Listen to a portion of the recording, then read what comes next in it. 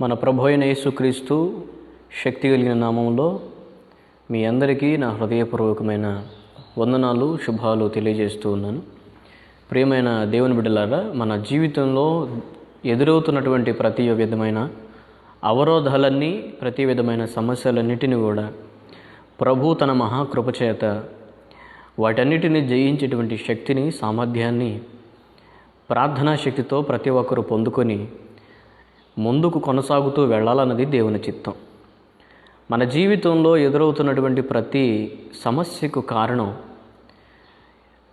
ఒక సమస్య మనల్ని బాధ పెట్టడానికే వస్తుందని మనం అనుకుంటాం, కానీ ఒక సమస్య మనల్ని దేవునికి మరి దగ్గరగా తీసుకుని వెళుతుందనే విషయాన్ని, సత్యాన్ని ప్రతి ఒక్కళ్ళు జ్ఞాపకం చేసుకోవాలి. ఏ సమస్య అయినా సరే ప్రభు అది మనల్ని బాధ పెట్టడం కోసం కాదు, అది మరీ దగ్గరగా, మరి ప్రభువుకు మరి సమీపస్తులుగా మనల్ని చేయడానికి ఒక సమస్య మనల్ని ప్రభు యొద్దకు నడిపిస్తుంది. కాబట్టి ప్రతికూల పరిస్థితుల్లోనూ, అనుకూల పరిస్థితులలోనూ ప్రభువుని స్తుతిస్తూ ఆయనను ఆరాధించటమే దేవుని చిత్తమై ఉన్నది.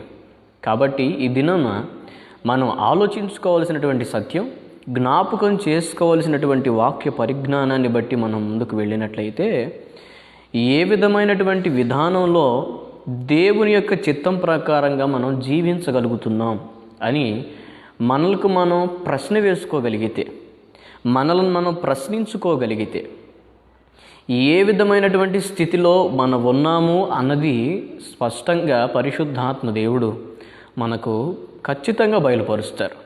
కాబట్టి మనం దేవుని కోసం ఎన్ని గొప్ప కార్యాలు చేసాం అన్నది ముఖ్యం కాదు, కానీ అసలు నీవు దేవుని చిత్తంలో ఉన్నావా, తప్పిపోయావా అన్నది ప్రాముఖ్యమైనది.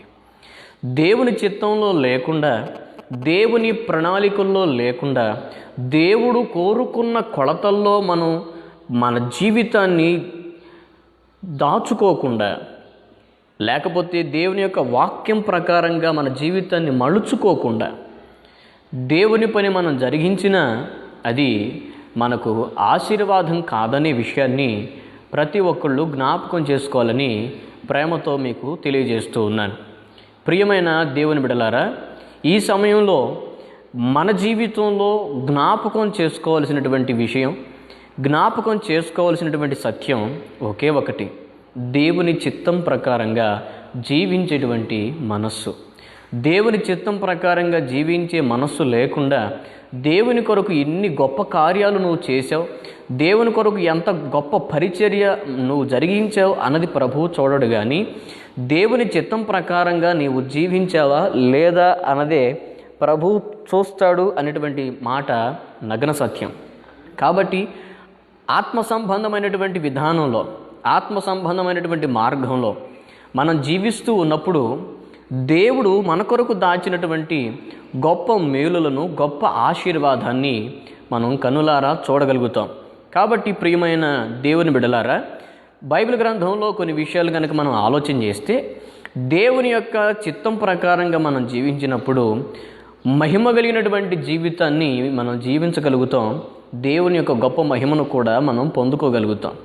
ఈనాడు మనిషి ఏదో సాధించాలని, ఏదో సంపాదించాలని వాళ్ళు దేవుని చిత్తం ప్రకారంగా జీవించకుండా కొన్ని సందర్భాల్లో వాళ్ళ యొక్క ఆలోచనల ప్రకారంగా, వాళ్ళ మనసుకు నచ్చిన విధంగా జీవిస్తూ ఉంటున్నారు.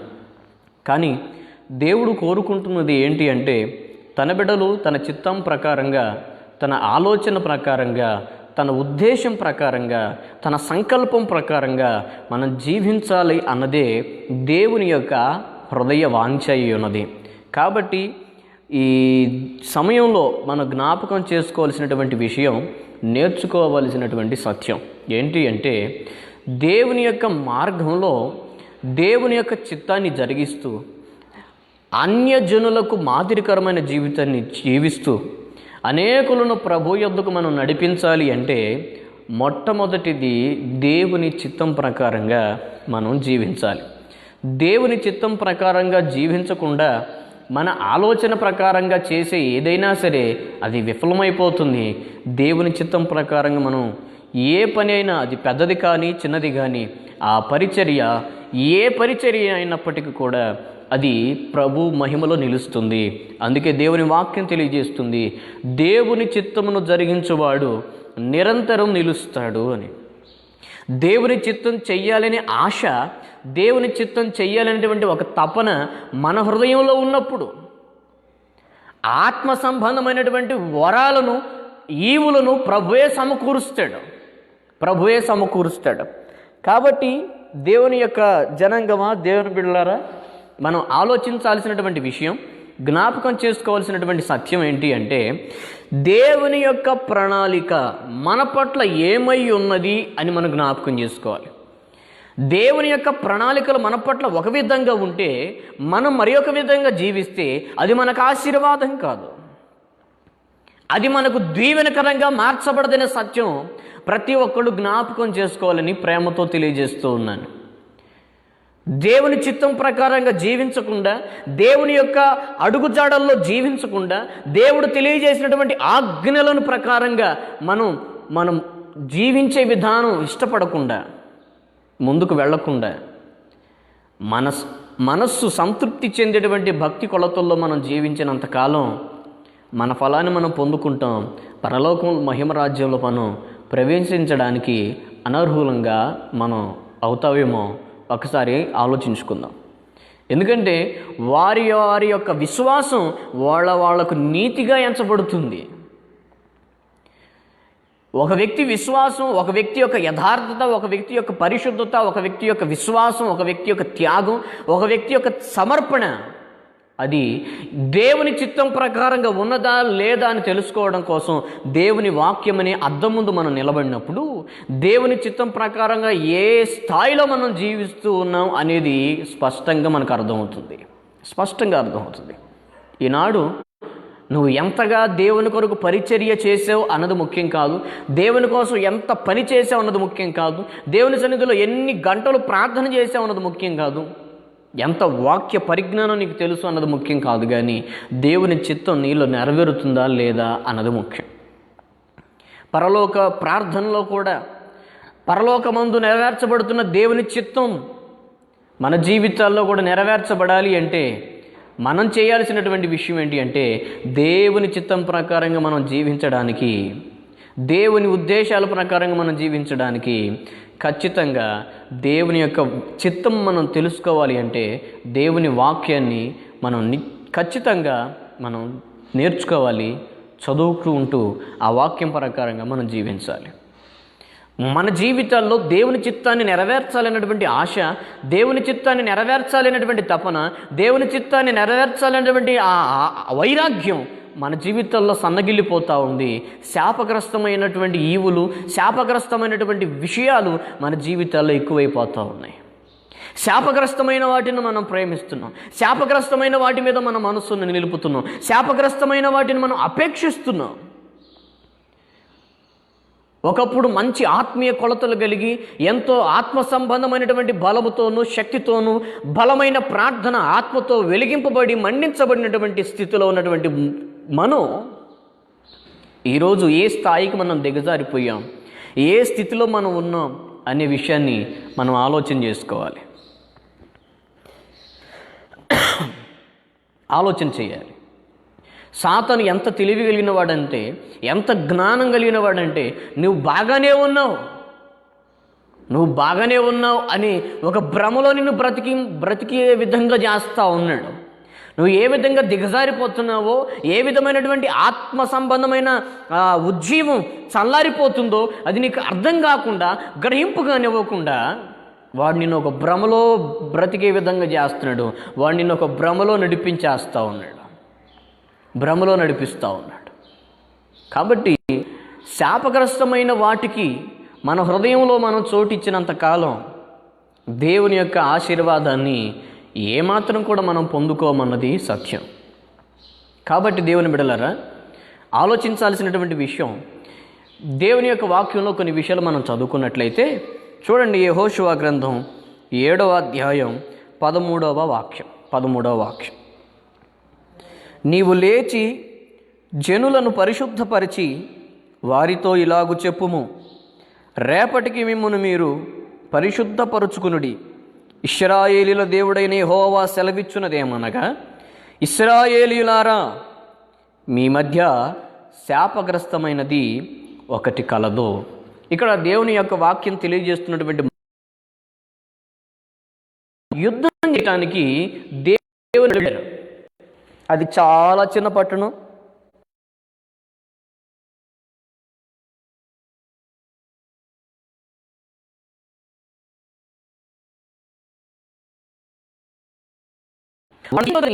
వేగుల వారు చెప్పినటువంటి మాటల ప్రకారంగా యెహోషువ కొంతమందిని యుద్ధానికి పంపించాడు. హాయి పట్టణం మీదకి యుద్ధానికి పంపించిన సమయంలో అక్కడ ఆ శత్రువుల ఎదుట తన ప్రజలైనటువంటి ఇశ్రాయేలు ప్రజలు నిలబడలేకపోయారట. ఎందుకు ఇశ్రాయేలు ప్రజలు శత్రువు ఎదుట నిలబడలేకపోయారు? ఎందుకు అపవాది యొక్క చేతిలో, శత్రువు చేతిలో వీళ్ళు ఓడిపోయారు? దేవుని బిడ్డలకు ఎప్పుడు విజయమే కలుగుతుందని దేవుని వాక్యం తెలియజేస్తుంది కదా. యెహోషువతో దేవుడు చెప్పినటువంటి వాగ్దాన మాటను కనుక మనం ఆలోచన చేస్తే 1వ అధ్యాయము 7వ వచనంలో, నీవు నిబ్రము కలిగి జాగ్రత్తపడి బహుధైర్యముగా నుండి నా సేవకుడైన మోషే నీకు ఆజ్ఞాపించిన ధర్మశాస్త్రం అంతటి చొప్పున చేయవలెను. నీవు నడుచు ప్రతి మార్గమున చక్కగా ప్రవర్తించినట్లు నీవు దాని నుండి కుడికి కానీ ఎడమకు కానీ తొలగకూడదు. దాని నుండి కుడికి కానీ ఎడమకు కానీ తొలగకూడదు. ఈ ధర్మశాస్త్ర గ్రంథమును నీవు శోధింపక బోధింపక తప్పిపోకూడదు. దానిలో వ్రాయబడిన వాటన్ని ప్రకారము చేయుటకు నీవు జాగ్రత్త పడినట్లు దేవారాత్రము దానిని ధ్యానించిన యెడల నీ మార్గమును వర్ధిల్ల చేసుకుని చక్కగా ప్రవర్తించెదవు. నేను నీకు ఆజ్ఞ ఇచ్చి ఉన్నాను కదా. నిబ్రము కలిగి ధైర్యముగా నుండుము, దిగులు పడుకోము, జడియకము. నీవు నడుచు మార్గం అంతటిలో నీ దేవుడైన యెహోవా నీకు తోడై ఉన్నాడు. దేవుడు తోడై ఉంటే ఒక వ్యక్తి జీవితంలో అపజయం ఎందుకు వస్తుంది? దేవుడు ప్రమాణం చేశాడు కదా, దేవుడు వాగ్దానం చేశాడు కదా. యెహోషువ ప్రతి ప్రాంతంలో, అడుగుపెట్టిన ప్రతి ప్రాంతంలో దేవుడు తోడుంటానని వాగ్దానం చేశాడు కదా. మరి హాయి పట్టణం మీదకి యుద్ధానికి వెళ్ళినప్పుడు దేవుడు వారికి ఎందుకు తోడుగా లేడు?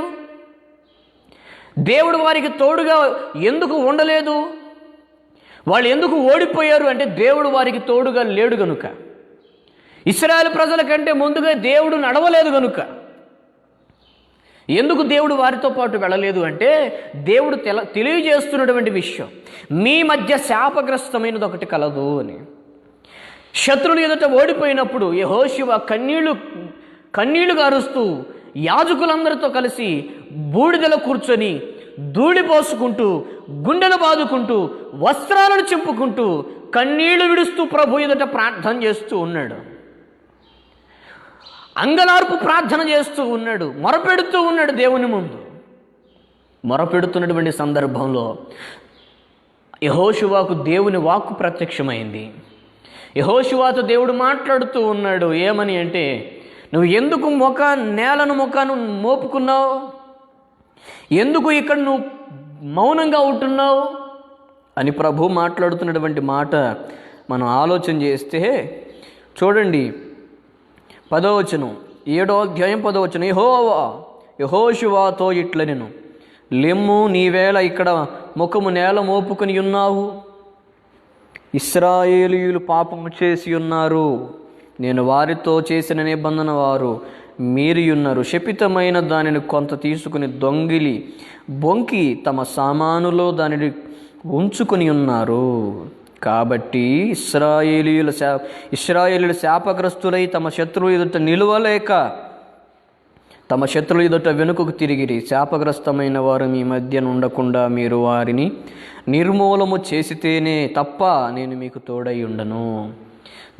దేవుడు తెలియజేస్తూ ఉన్నాడు. దైవజనుడు కన్నీరు మున్నీరై ప్రార్థన చేస్తూ ఉన్నప్పుడు దైవజనునికి తన ముఖాన్ని దేవుడు మరుగు చేయటానికి ఇష్టపడడు గనుక దైవజనుని ప్రార్థనకు దేవుడు బదులిచ్చి వెంటనే ప్రభు మాట్లాడినటువంటి మాట ఏంటి అంటే, ఇదిగో ఇశ్రాయేలీయులు చేసినటువంటి దోషం నా కళ్ళ ఎదుట నాకు కనబడుతూ ఉంది.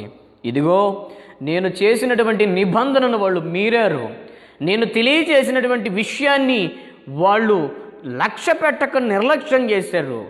ఇదిగో మీ మధ్య శాపగ్రస్తమైన వాటిని తీసుకొచ్చుకొని దాచిపెట్టుకున్నారు, అబద్ధాలు ఆడుతున్నారు, మోసపూరితమైనటువంటి జీవితంలో జీవిస్తున్నారు.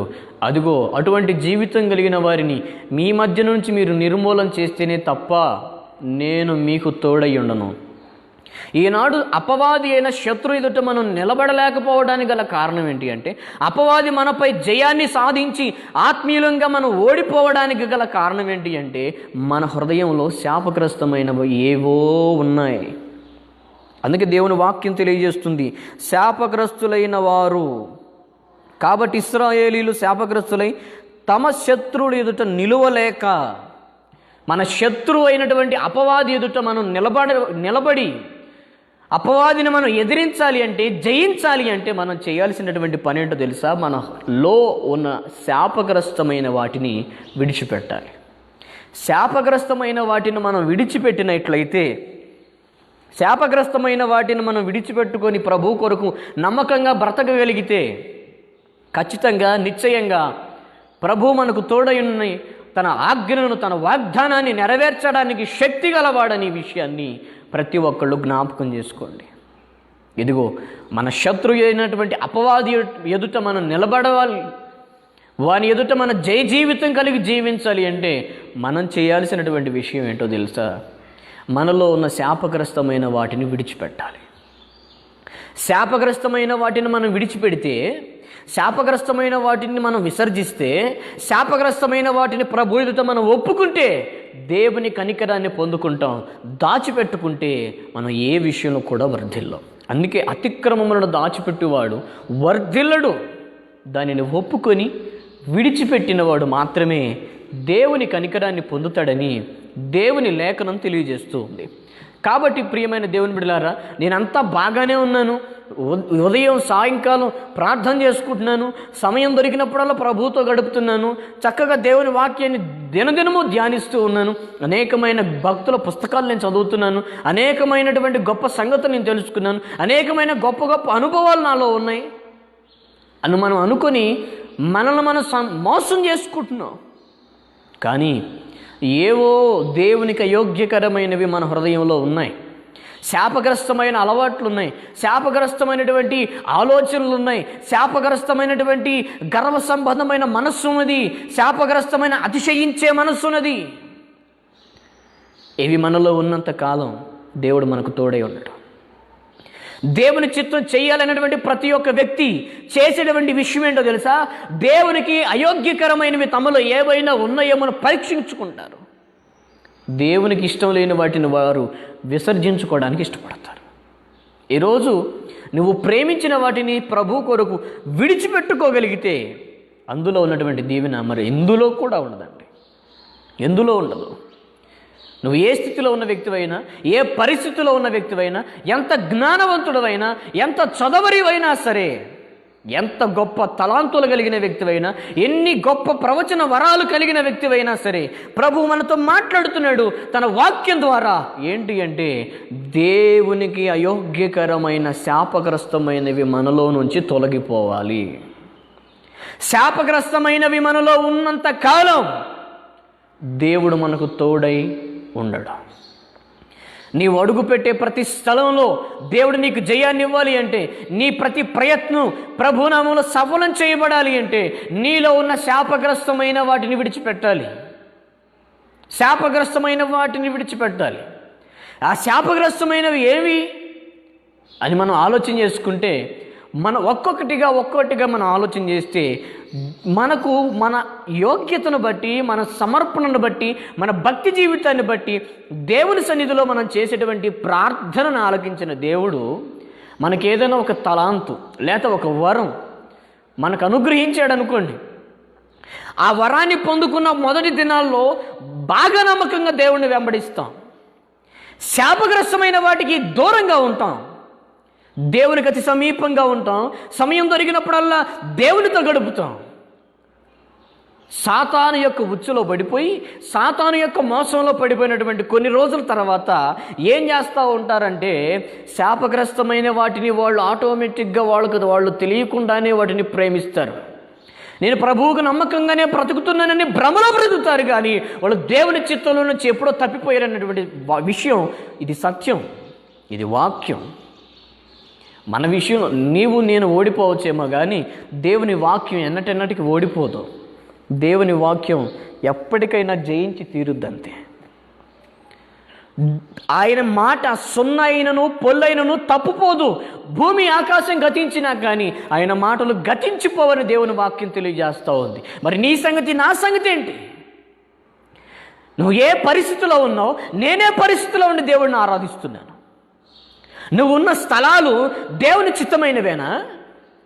నువ్వున్న వ్యక్తులు దేవుని చిత్తం సంబంధమైనటువంటి వారేనా? నీవున్న స్థలం అది నీకు క్షేమకరమైనదైతే దేవునికి స్తోత్రం. అది నీకు శాపగ్రస్తమైన వాటిని మిగిల్చిపెట్టేదైతే యేసు నామములో వాటిని విడిచిపెట్టి ప్రభు పాదాల దగ్గర గడుపు. చచ్చిన కుక్క వలె యేసయ్య పాదాల మీద పడి మనము చేసిన ప్రతి అతిక్రమాన్ని, ప్రతి దోషాన్ని, ప్రతి అయోగ్యతలన్నిటినీ కూడా మనం ప్రభు ఎదుట ఒప్పుకొని విడిచిపెట్టగలిగితే ఆయన కనికరమ కలిగిన దేవుడండి, వాత్సల్యం కలిగిన దేవుడు, ఆయన కరుణా సంపన్నుడు. ఆయన చేయి విడిచే దేవుడు కాడు. తల్లి మరిచిన, తండ్రి విడిచిన, పర్వతములు తొలగిపోయిన నా కృప నీకు తోడై ఉంటుంది, నా కృప నిన్ను విడిచిపోదని సెలవిచ్చినటువంటి గొప్ప దేవుణ్ణి మనం ఆరాధిస్తున్నామండి. మృతుడనైతిని కానీ నిన్ను సజీవుడనై మరలను తిరిగి లేచానని సెలవిస్తున్న దేవుణ్ణి మనం ఆరాధిస్తున్నాం.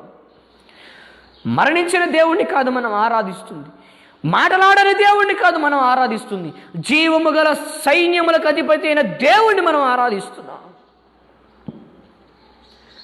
ప్రియులారా, శాపగ్రస్తమైనవి ఇశ్రాయేలీయులలో ఉన్నంత వరకు దేవుడు వారికి తోడేలేడు. శత్రువులు వాళ్ళ మీద జయిస్తూ ఉన్నారు. ఈరోజు నీ పరిస్థితి, నా పరిస్థితి, జీవితంలో అన్ని విషయాలు మనం ఓడిపోతున్నామా?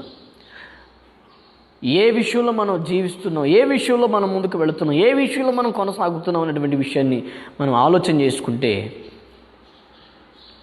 మనం ఆత్మీయంగా బలపరచబడుతున్నామా లేకపోతే దిగజారిపోతా ఉన్నామా అనేది అర్థమవుతుంది. ఏంటివి శాపగ్రస్తమైనవి అంటే, దేహమునకు దీపము కన్నే, నీ కన్ను చెడిపోతే నీ దేహమంతయు చెడిపోతుందని దేవుని వాక్యం తెలియజేస్తుంది.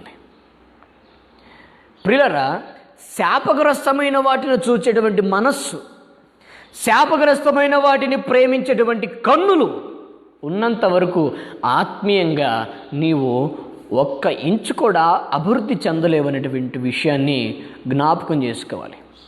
లోతు భార్య లోతు కుటుంబాన్ని తీసుకొని, లోతు పిల్లలను తీసుకొని లోతు బయలుదేరి వెళ్తా ఉన్నాడు తన భార్య బిడ్డలను తోడు పెట్టుకొని. దేవుడు చూపించిన ప్రాంతానికి వెళుతున్నాడు. ఏది ఏమైనా సరే మీరు వెనక తట్టి తిరిగి చూడొద్దు అని చెప్పాడు.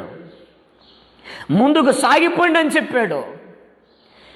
ఎన్ని సమస్యలు ఎదురైనా మీరు వెనక తట్టు తిరగొద్దు అని ప్రభు ఇచ్చినటువంటి ఆజ్ఞని వాళ్ళు చేతపట్టుకొని ముందుకు ప్రయాణమై వెళుతూ ఉన్నారు. ప్రయాణమై వెళుతున్నటువంటి సందర్భంలో ఏమైందో ఏమో, శపింపబడిన దానిని చూడొద్దని దేవుని యొక్క ఆజ్ఞ పరలోకం నుంచి బయలుదేరినటువంటి విషయాన్ని వీళ్ళ మనసుల్లో పెట్టుకున్నటువంటి వీళ్ళు, లోతు యొక్క భార్య శాపగ్రస్తమైన దానిని చూడడం కోసం తన కన్నులు ప్రేరేపితమై వెనుక తట్టి తిరిగింది. శాపగ్రస్తమైన వాటిని చూడాలనేటువంటి ఆశ తన హృదయంలో ఉన్నప్పుడు తన పాపం, తన కోరిక తనను తొందర పెట్టింది పాపం చేయడానికి. ఎప్పుడైతే దేవుడు వద్దు అన్నటువంటి వాటిని ఈమె చూడడానికి సాహసించిందో, అదే శాపగ్రస్తమైనటువంటి జీవితం, శాపగ్రస్తమైనటువంటి విధానం.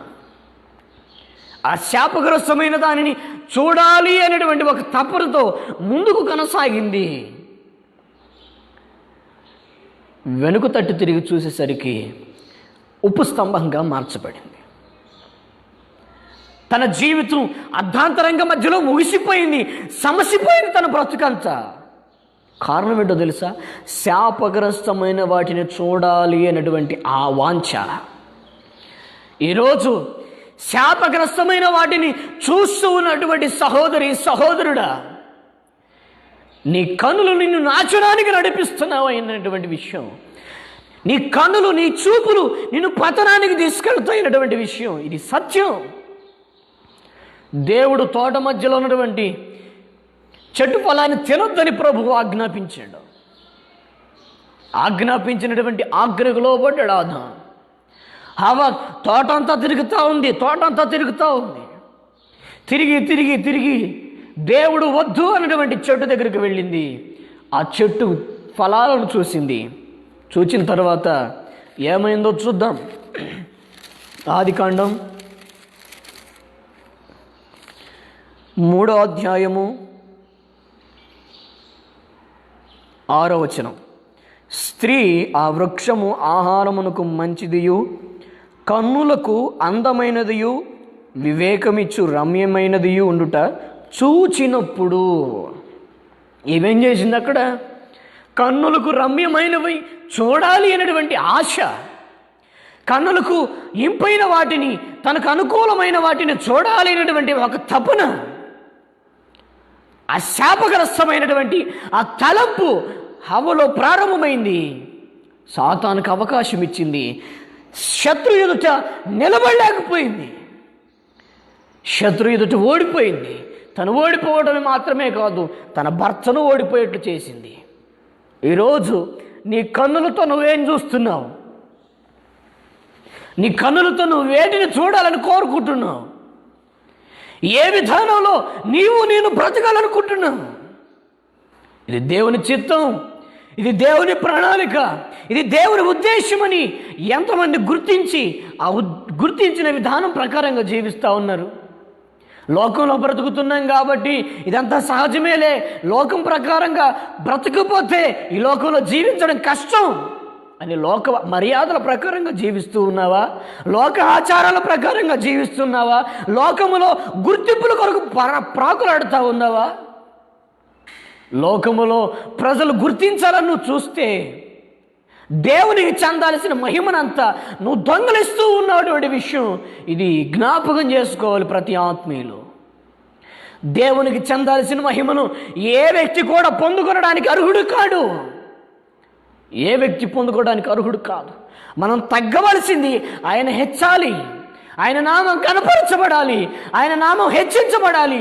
అన్యజనులలో ప్రభునామం పైకెత్తబడునుగాక, అన్యజనులలో ప్రభునామం మహిమపరచబడునుగాక, అన్యజనులలో ప్రభునామం కీర్తింపబడునుగాక. ఆ విధంగా మనం జీవించి, ఆ విధంగా మనం బ్రతికితే దేవుని చిత్తంలో మనం స్థిరంగా వేరుతనిన చెట్టు వలె బ్రతుకుతాం. కడవరకు ఆయన రాకడలో ఎత్తబడే వధువు సంఘంగా మనం మార్చబడతాం.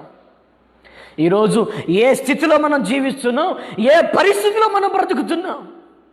శాపగ్రస్తమైన వాటిని లోతు భార్య చూసింది, నాశనానికి అప్పగించబడింది.